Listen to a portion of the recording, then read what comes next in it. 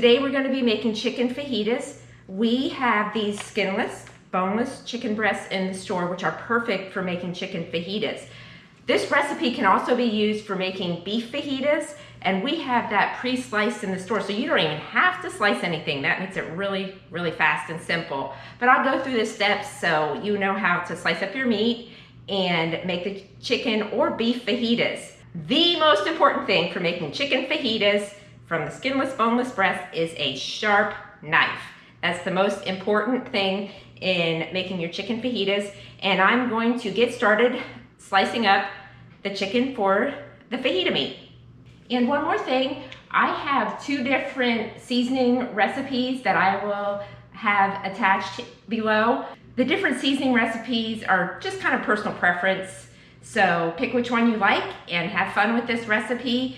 And just remember, it's flexible. You don't have to use exact amounts. So that's what's really fun about that. So once I have this meat sliced, I have half of it sliced now. I'm going to take it, I'm going to put it in this bowl over here. And then I'm going to slice the other half. Find my grain and go across the grain. The recipe calls for an onion. So I'm gonna put that in. And then 3 peppers. It said a green, a yellow, and a red. I didn't have a green, so guess what? I'm not using green today. That's the beauty of the fajita recipe. You can just kind of make it fit what you've got. So I'm gonna put that in. I don't think we have a big enough bowl. Put all the veggies in, and then here's the seasonings. I'll sprinkle that over top. Some olive oil. And then lastly, lime. I'm going to squeeze this lime on here. You can also use a juicer and juice your lime. So the next step is to mix it all up. You can just use your hands, or you can use a spoon or tongs. But I'm just going to go ahead and use my hands. And I'll just mix it all together. Elizabeth gave me too small of a bowl. So, we need a big bowl for this. And once everything's coated really well, then you just put it on your sheet pan. No green in here. Oh well, no green peppers tonight. The next step is to lay it on a single layer on your greased cookie sheet here. Rimmed baking sheet. Make sure it has a rim because it gets juicy. So then I'll just put it on here and make sure it's in a single, not really a single layer, but you don't want it piled thick. So since I didn't have my one other sheet pan is dirty, I'm going to go ahead and put some in a skillet. So that's the way they do it in the Mexican restaurant. So I decided, well, since I didn't have an extra sheet pan, I'll do it that way.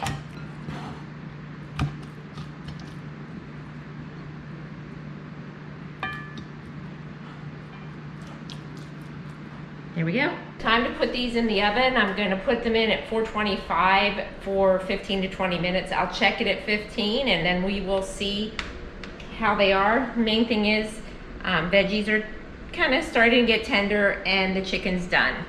Just slide them on in here. So while the fajitas are in the oven, Elizabeth loves to make tortillas. How'd you get started making tortillas, Elizabeth?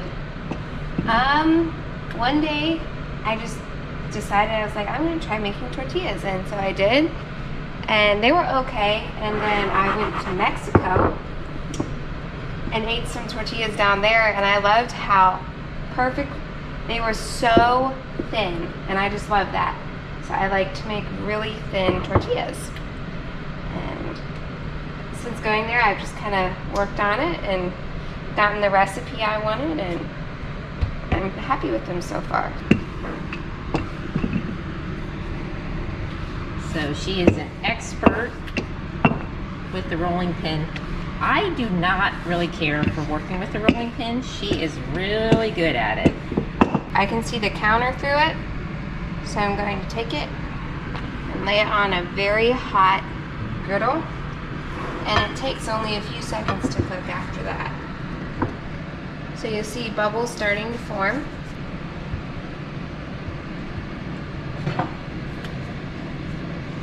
And then we'll flip it over. And it puffs up, and sometimes the whole thing separates into just like a big bubble. There you can see it's really puffing up. And now it's time for it to come out. And you put it in with the rest in a tea towel, and it'll keep warm until supper time. 15 minutes are up, so I'm going to check on the fajita meat to see how we're doing. There they are, just came out of the oven. We think you could just take a few more minutes. So that was 15. The recipe said 15 to 20. We're going to stick it back in and give it a couple more minutes. That was 17 minutes, and I think it looks like it's done just about how we like it. The experiment in the cast iron skillet was really a good one. It looks really great in there. So if you don't have a sheet pan with edges on it, go ahead and put it in a cast iron skillet. Now we're gonna get our toppings, you know, whatever you want, lettuce, tomatoes, cheese, sour cream, whatever it is that you like on your fajitas. You just serve it with that. It's very simple. I love it that you can just put it in the oven and you can get everything else ready while you're doing that. Now I'll put it in a bowl for easier serving. Doesn't that look beautiful? And we've got our cilantro from our herb garden, some lemon slices, some lactic cheese, which we use as a substitute for sour cream around here. Elizabeth makes that from her cow's milk.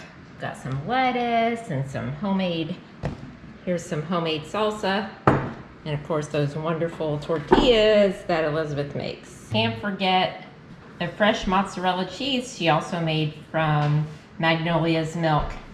She just made that this afternoon. She made that right after lunch. Some fresh mozzarella cheese. We'll sprinkle that on as well. So I put on some creamy lactic cheese and some mozzarella and lettuce and lime and cilantro.